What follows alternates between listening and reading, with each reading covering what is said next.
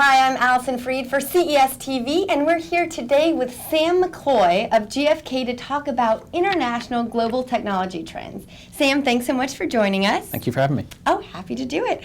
So I'd like to start out talking about what global tech trends we're going to see saturate the market in 2013. Well, the primary trends that you're likely to see are the increasing penetration and incidence of tablet ownership and smartphone ownership. And smartphones and tablets are really going to be the driving force behind any growth that takes place over the next couple of years in the consumer electronics space. And we'll see those devices start to replace some of the more basic single-function portable consumer electronics devices like nav systems and personal media players. Excellent. So everything's kind of coming together. Excellent. What are we seeing for the outlook of global tech spending as we look to the years ahead? As for 2012, which we are still finishing up right now, Right. we expect global tech spending to stay relatively consistent. And that is across the 81 roughly countries for which we have data and project global spend on right now.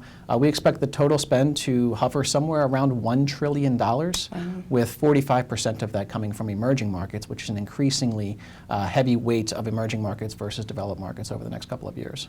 That was going to be my next question, is specifically on emerging markets and how that differs from what we see in the more established markets. Well, there's a variety of factors that go into what's happening with emerging markets and why they are a continuingly more important growth driver than in recent years.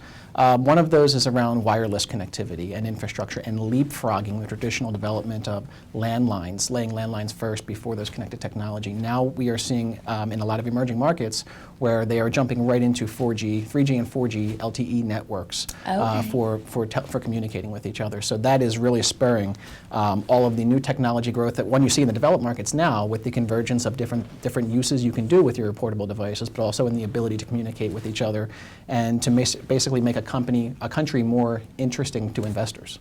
Fantastic. Now, you mentioned smartphones and tablets earlier. How are we going to see those technologies really transform the way that the average Joe is working, living, playing?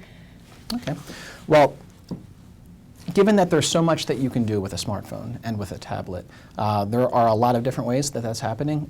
Two particular trends that we see that are becoming increasingly common is in how we shop and how we purchase our goods. So if we think about the traditional path to purchase or the shopping journey that consumers go on, particularly in the technology space, they used to basically learn from advertisements, go to a store, maybe read about a product from a consumer report, and then make a purchase. Whereas now consumers have near perfect information at the point of sale. If they see something they like in a store on impulse, they can pull out their smartphone and see what their friend thinks of it. It's not just about price. You hear the concept of showrooming sometimes. Right. And that's not the only way that the path to purchase is changing because of mobile technology. People are looking for better quality. They will call a friend and ask for a recommendation while they're on the store floor. So it's a much more complicated, more broad shift in the way we shop and buy our things. The other area is in mobile commerce. Great. So we hear about Google Wallet and things like that.